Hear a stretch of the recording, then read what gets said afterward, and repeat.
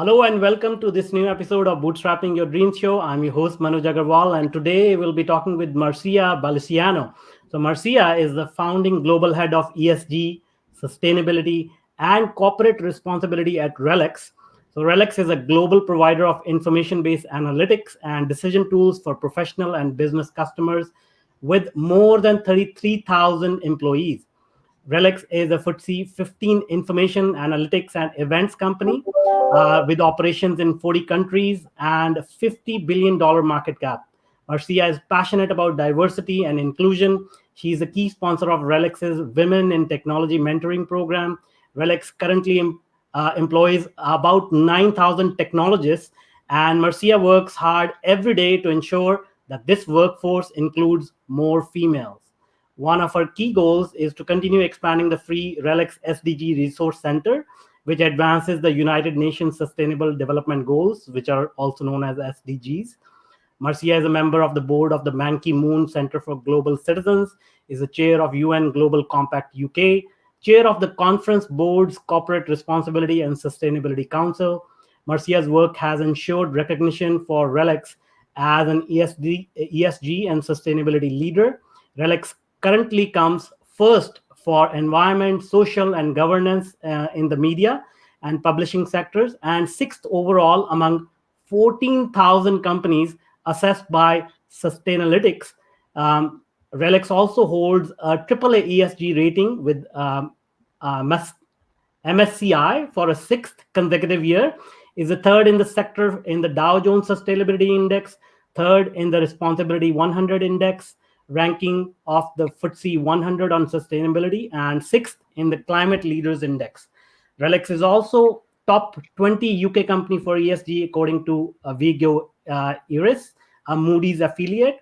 Márcia's work to maximize the positive impact of our business to maximize the positive impact of our business on society.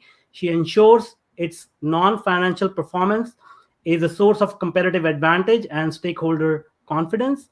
Márcia holds an MA in International Relations from the University of Chicago and a PhD in Economic History from LSE. Márcia also was awarded an MBE, an honor bestowed by Britain's Queen Elizabeth. Welcome, Márcia. Wow. Thank you, Manoj. That's such an amazing introduction. It's really great to see you and take part in this session today. Yeah, I mean, you've had an illustrious career, and congratulations. So now, so that we get to know you, can you walk us down the memory lane and tell us how did you get to where you are today? How did this journey start? Well, it actually probably started with a journey, because when I was an undergraduate, I was lucky enough to get a work study place on a program called Semester at Sea. I had once, growing up in Massachusetts, been over the border into Canada, but I was an avid young reader and I wanted to explore the world. And I was raised by an amazing single mother who encouraged me to follow my dreams. And I saw a poster at my university which advertised this program, and I called her up and she said, well, I don't know how we're going to pay for it, but why don't you apply anyway? And I think maybe for many of us, our greatest strengths are also some of our greatest challenges, but I never want to give up. So I kept calling and saying, have you looked at my application? Have you thought about my being able to get this work study place? And eventually they probably just to encourage me to not call them anymore, gave me a place. And it was an incredible experience, you know, to be so young.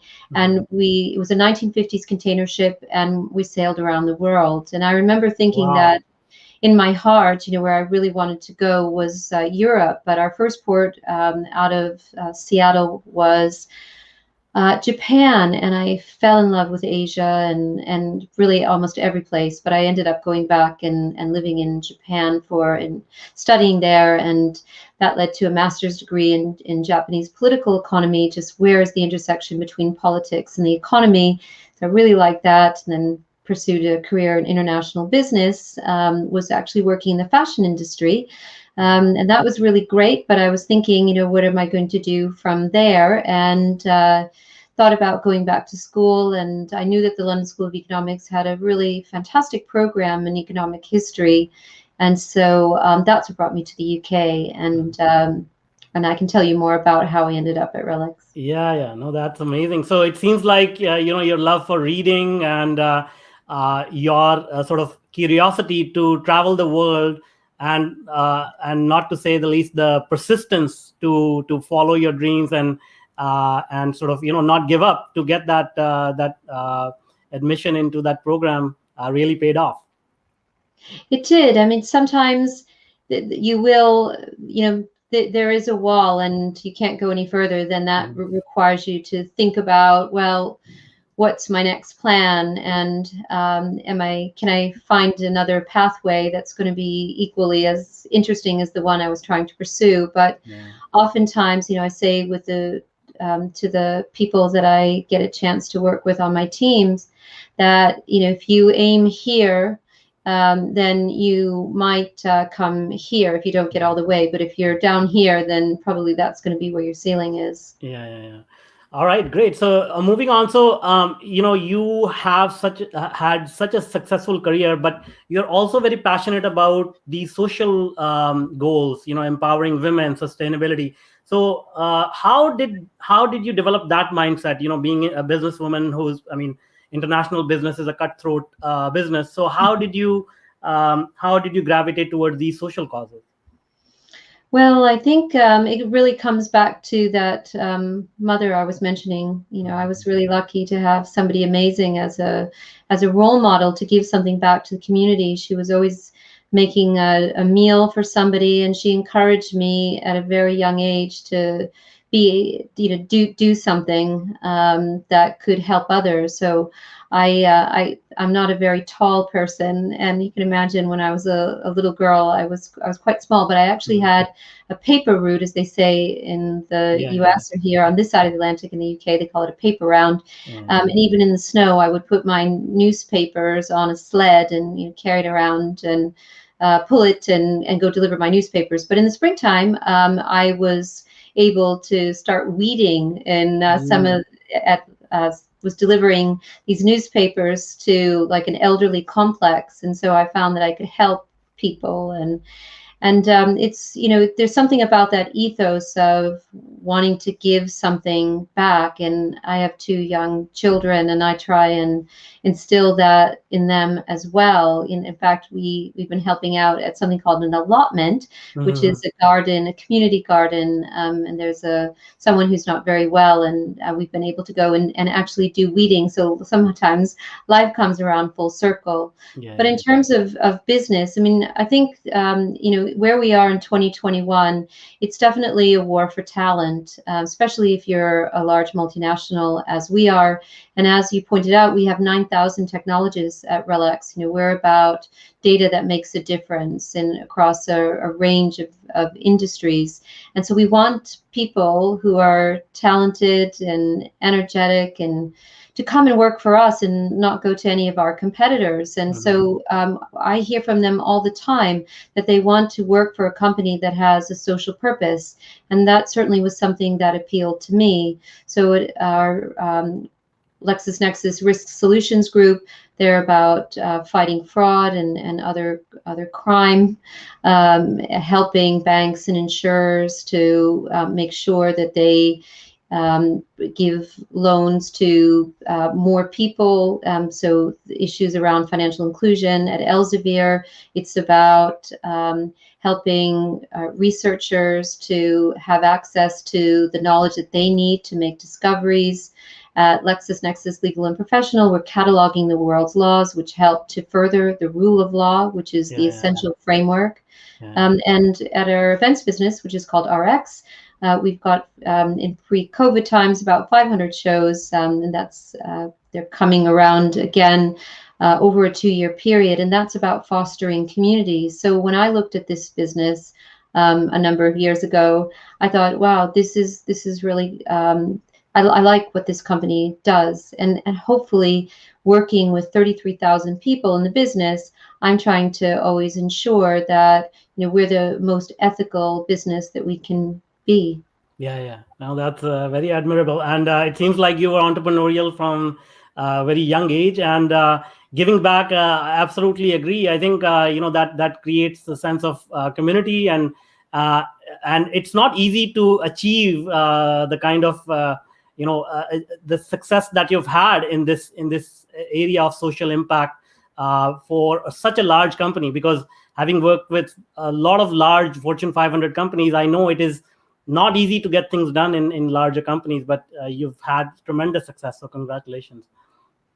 Well, it's the success is shared with all of my colleagues in the business, and you mentioned the RELX SDG Resource Center, and this is something that we are all really proud of, because when we looked at that agenda of 17 United Nations Sustainable Development Goals, here is a great example of the world coming together in 2015. It was unanimously adopted by all the UN states, Yeah. and they are, when we looked at this series of goals, we recognize that we will have a journal or a book or a tool or a show or something that could be informing people about the Sustainable Development Goals.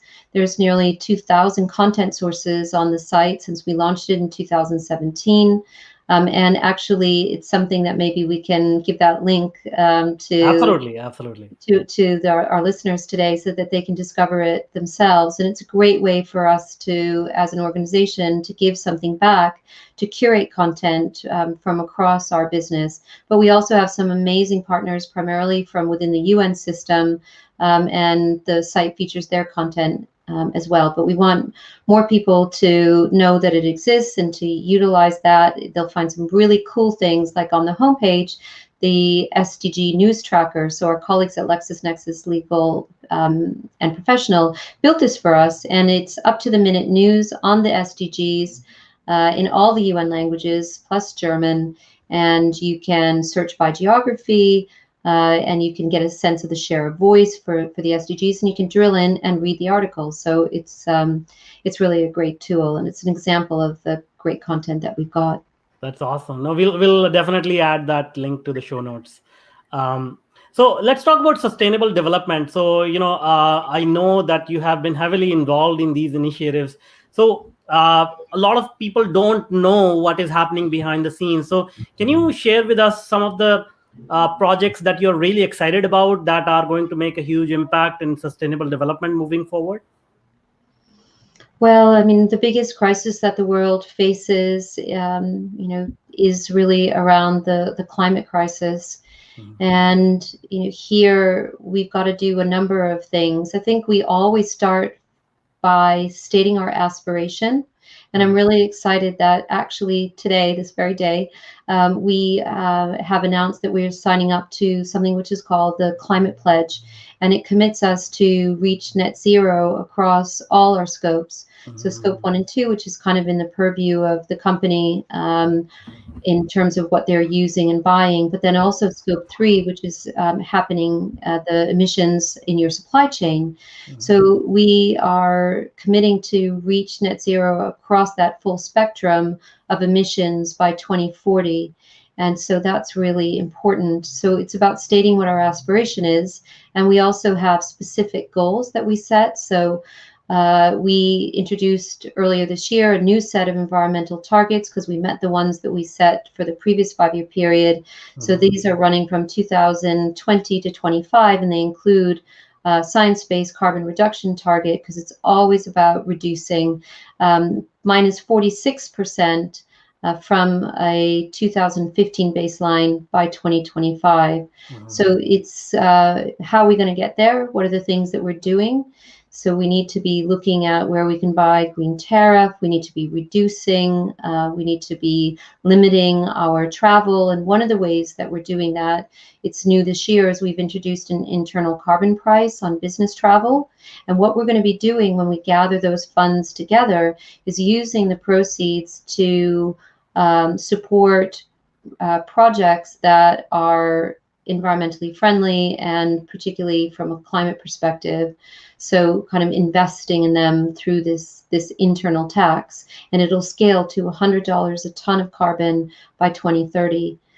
We've also achieved net zero on our scope 1 and 2 emissions, plus the business travel, for the first time in 2020 by purchasing green tariff, by looking at renewable energy certificates. And then the last tail that we can't address directly, it's through credible offsets. We're investing in a project in the South Pacific, which is about keeping the forests that are there in place, using that carbon sink. But also we're engaging with the project directly. We want to make sure that we don't just buy the credits today and the project is gone tomorrow, that they're really investing in it over the longer term. So those would be some examples. That's great. No, these are great initiatives, and thanks a lot for sharing that. Now, outside of RELX, there's still a lot of, I think, either misinformation or lack of information about SDGs and what is happening around sustainability. And I think there's a lot of also lost opportunity where the green economy is sort of at our doorstep, and there are a lot of opportunities in solar energy and renewable energies and things like that. So can you share with us, for entrepreneurs and business leaders in the audience, what are some of the key opportunities as sort of the world move towards green economy? What are some of the opportunities that businesses can leverage to grow their business or get into new markets or introduce new products and services? Well, in my previous example, the voluntary carbon market is a really exponentially growing area, because so many companies are now needing to take a closer look at what they're doing. There's a confluence of interest by the company's stakeholders. I mentioned about employees, but there's also investors, government regulation, NGOs, and any other members of civil society, which are helping to push this agenda. And so I think looking at ways that there's a tremendous opportunity around renewables and how they can be implemented and distributed. And there's lots of innovative thinking around fuel cell technology, hydrogen, is one area, and certainly solar, wind, hydro. All of these present, an amazing opportunity for us to wean ourselves off fossil fuel. It won't go away completely by 2040 or 2050. Those are the deadlines that we need to meet in order to keep the world not more than rise in global temperature than 1.5 degrees Celsius. But it needs to be a tiny share of that energy mix over that period of time. Yeah, that's great. So now let's talk about technology. RELX is a technology company, and a lot of digital transformation, a lot of focus on digital was expedited in 2020. So moving forward, first of all, how do you see the landscape has changed for international businesses in terms of digital transformation, adopting technologies like AI and big data? And do you see that companies are doing enough to adopt digital technologies and leverage it to grow their business? What are your views around that? Well, I think pretty much every business today is a technology business, and that will only increase. And in terms of the opportunities that AI presents, they're absolutely huge. In our business, every part of our business is now using AI. A good example would be looking at digital identity, which our businesses like at Risk Solutions Group, Emailage, or Threat Metrics, to look at digital identity and try and help to avoid fraud in particular. At Elsevier, there's a lot of good work that's being done using AI technology for data text mining that can help researchers to really get the information that they need quickly to be able to carry out their research. We saw that with COVID, or at LexisNexis Legal, looking at the range of case law. So what does that case law tell you? And what some of our resources that we provide to customers do is really dig in to understand how a series of decisions by a particular judge, what kind of language has been used. We can tell based on certain types of cases, what, based on precedent, by looking at that wording and detail, we can make certain assumptions that could be useful for those customers. So it's just endless. But I think the one thing that's really important, certainly from my perspective, there are a number of issues around data privacy and security that absolutely is critical. But it's also about making sure that how we are building the algorithms are not building in bias that we need to avoid. So we're very much focused on ethical AI. It's been a topic that we have a Chief Technology Officer Forum, which gets together, and there was a big piece of work that we did over last year about developing policies around ethical AI, because I think that's really the way that we need to go. Is to it's an amazing power, and we need to use it wisely to help our customers. Absolutely, that's great. And now there's a question from the audience. Any suggestions on how, as a citizen, I can be more contributing to SDGs more? Yes, well, first, you pointed out, Manoj, that there's very little global awareness about this agenda, and it's something that each one of us can get excited about. Unlike, say, the Millennium Development Goals, which were introduced by the great Kofi Annan when he was Secretary General of the UN in 2000 at the dawn of the millennium, which ran to 2015, the SDGs, which were developed and I would say the author of them would be Secretary General Ban Ki-moon when he was the head of the UN. This is an agenda that's for everyone. So it's for me and you, the global north, as well as the global south. And so there's something that each one of us can do. It can be a little bit daunting because, SDG 1, no poverty, SDG 2, zero hunger, SDG 3, good health and well-being, et cetera, sitting beneath those 17 goals are 169 targets. There's a lot of depth. And a lot of those targets actually relate to governments. So one of our great partners, I'm going to give them a shout out, is called Global Citizen. And Global Citizen encourages all people, particularly they have a lot of young people, to take action.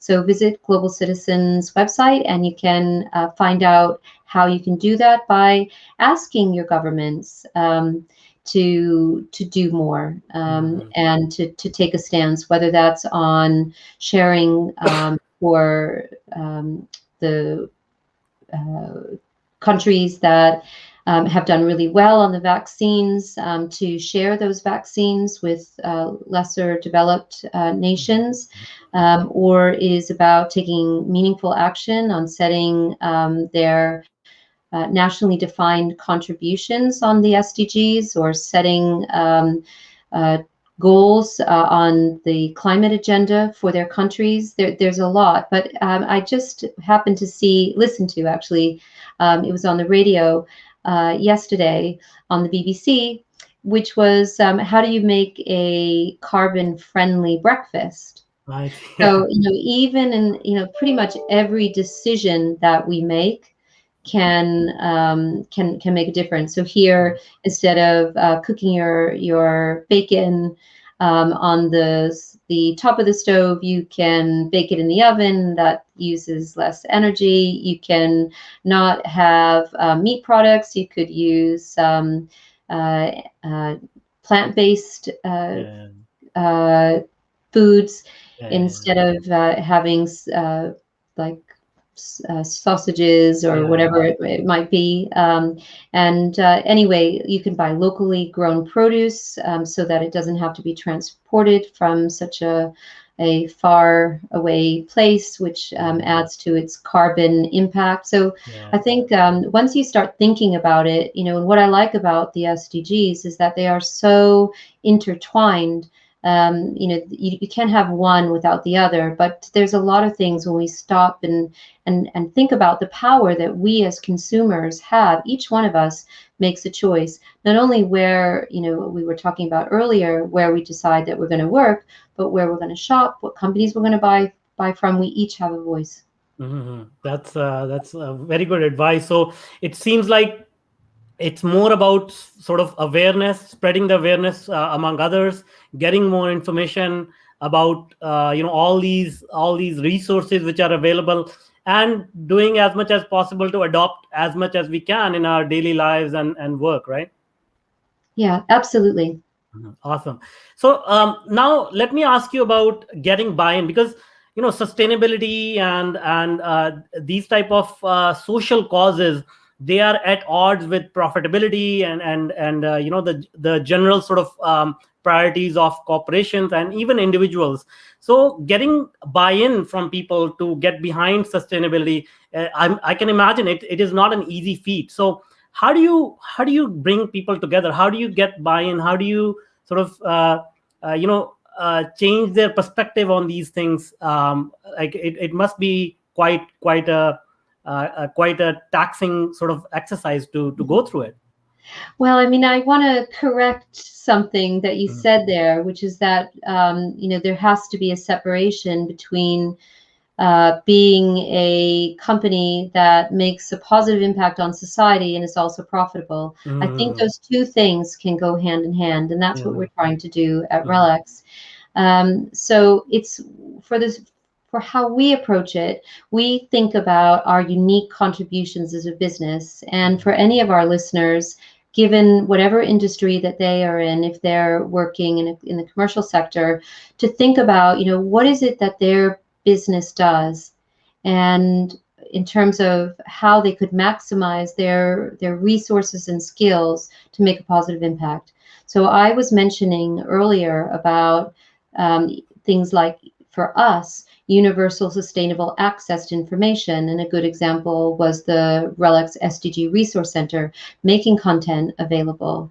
But it's also about, you know, promoting access to science and health. And an example for us is a program that we've been really supporting since the very beginning called Research for Life, which is amazing. We provide access to all our content to researchers in the developing world through the Research for Life program, where it's either free or it's low cost access. Mhm. So it's about figuring out what is the company good at, and how can you increase that. There's always more to be done, but I would say that, like I was mentioning about all of the different stakeholders coming together, companies cannot ignore this agenda anymore.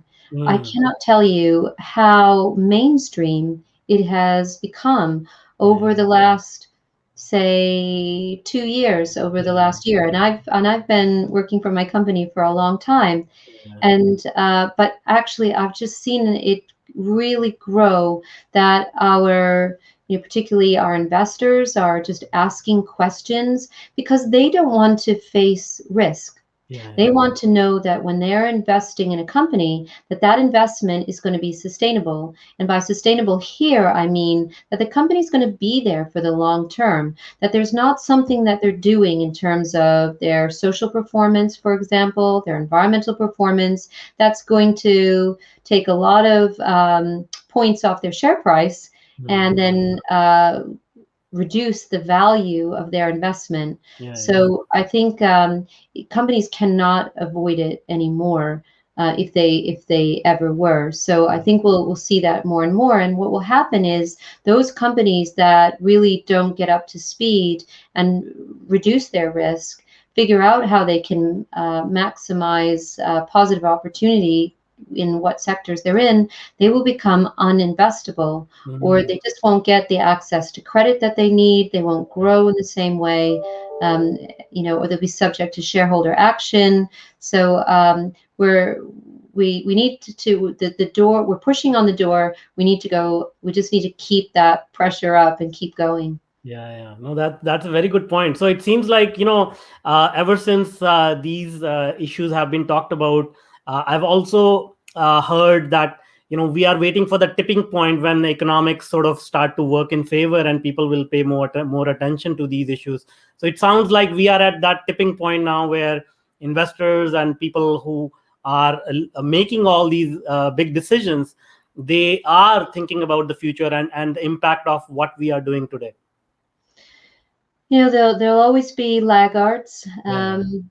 There will always be um, those that are engaging activities, maybe without thinking about the full impact of what they're Mhm. doing. So it could be that they need to do something. So it's really around the PR value. Yeah, But yeah, even that's a place to start. But eventually it needs to be backed up by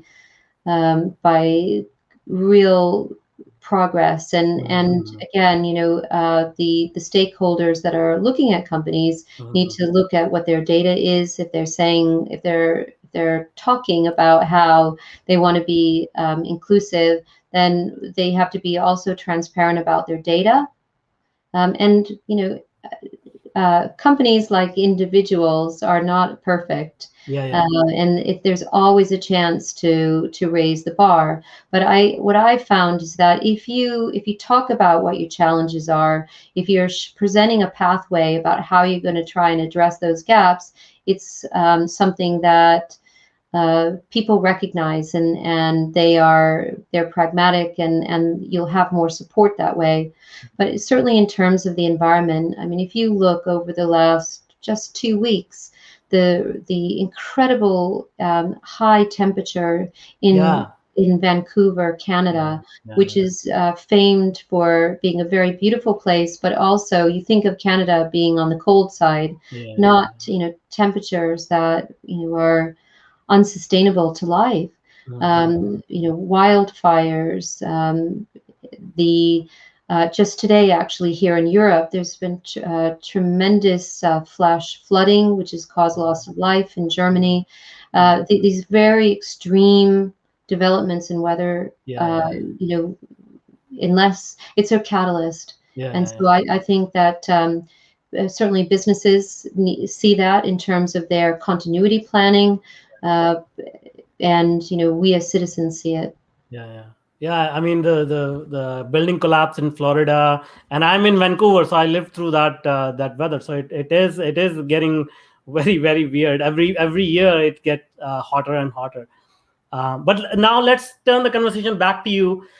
So you got honored as member of the British Empire by the Queen. So tell us about that. How was that experience like?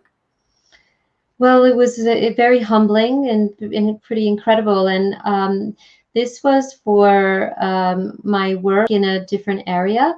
Mhm. So I am the founding director of something called Benjamin Franklin House. It's here in London. And it just so happens that it's the only house still standing where Benjamin Franklin lived and worked. And it had been derelict for over 25 years. The building dates to around 1730. Mhm. And I listened to what the interests of the board was to open it as a museum and educational facility. And we opened on Franklin's 300th birthday in 2006, and it's an amazing space. We do a lot around education and programming. Especially, we reacted very quickly to during the pandemic to deliver those virtually, And so, and in normal times, letting people into the building, but now the house is reopened as COVID restrictions have decreased. So it was in recognition to the work that getting the house open to the public involved, and so it's a tremendous honor, and I'm That's awesome. really Congratulations. pleased. Congratulations. All right. So one of the last questions, just achieving what you have achieved in a very short amount of time. I'm sure you have had a lot of challenges, a lot of setbacks. So how do you overcome them? Like, I just want to give a little bit of advice from you to the listeners and viewers on how to overcome challenges in professional life and personal life, and stay on the course that you have charted out for yourself. Well, I like listening to others, so I like meeting people like you, Manoj, and being inspired. And um, our listeners can hear another podcast series, which is on the RELX SDG Resource Center, where I've been talking with inspirational people about leadership around the SDGs. And I'm thinking about an amazing woman that we've also recently honored with our Benjamin Franklin House Medal for Leadership. My two roles don't have anything to do with one another, but I also had a chance for RELX to interview Mary Robinson, who was the first woman president of Ireland. She was the UN High Commissioner for Human Rights, and she's been a tireless activist for climate justice. And when she was talking, she actually quoted somebody else that inspires her. And one of the roles that Mary has is that she's the chair of the elders, which are people like Mary, like Ban Ki-moon, like Desmond Tutu, who use their positions, the success that they've had, to inspire other people for good. And she quoted him as saying that he was a prisoner of hope. And I really liked that phrase because, you know, the most common, are you a glass half full person or half empty? But actually, I'm just really always glad to have the glass. Yeah. And so, just I think, for me, even every one of us has days when we feel down, but if Yeah. you the next hour, the next day, things will always be better. And then just this feeling of never wanting to give up. What I saw, if you take an example like Benjamin Franklin, so his life dates were 1706 to 1790. He lived to be 84 years old, which was more than twice the life expectancy in the Yeah. 18th century. Why? Because he always had a reason to get out of bed every day. He was always learning, always pushing himself, and always trying to make a contribution. So there are many roadblocks that life puts in our way, but I think if that sometimes the hardest thing to know is not how to get there, it's where you're trying to get to. Yeah. Yeah. Because once you figure out what it is you're trying to achieve, take that time, then it's just about execution. And also just thinking about a figure like Franklin. None of us are perfect, as we've talked about today, but we can all, there's always an opportunity to work on ourselves. And I'm very pleased that as a founder, Franklin, who had a journey on slavery that was about being accepting, maybe apathetic, during his nearly 16 years living in London, he was exposed to, again, lots of people who inspired him, like Granville Sharp, people of that time that were abolitionists. And his last public act in his 80s was to serve as the president for the Pennsylvania Society for the Promotion of the Abolition of Slavery, nearly 100 years before the Civil War. So that just shows me that it's always possible to make a difference, and there's no such thing as being too young, not experienced enough, too old. Let's just always keep remembering that it's a new day, and there's always something that we can do. Yeah, that's very well said. Thank you so much, and that brings us to the end of the interview. Thank you so much for being with us, sharing your thoughts and your amazing journey. Now, before I let you go, can you tell us people if they want to connect with you, how can they reach out to you? They can find me on LinkedIn, or if I'm trying to think of the address at RELX for corporate responsibility, but people can go to relx.com, visit the corporate responsibility section, see our corporate responsibility report on the inside cover. There's an email address, or indeed just reach out to me on LinkedIn. Awesome. Great. We'll put those links in the show notes. Thank you so much. Thank you, Manoj. It's been really fun to talk to you. Thank you.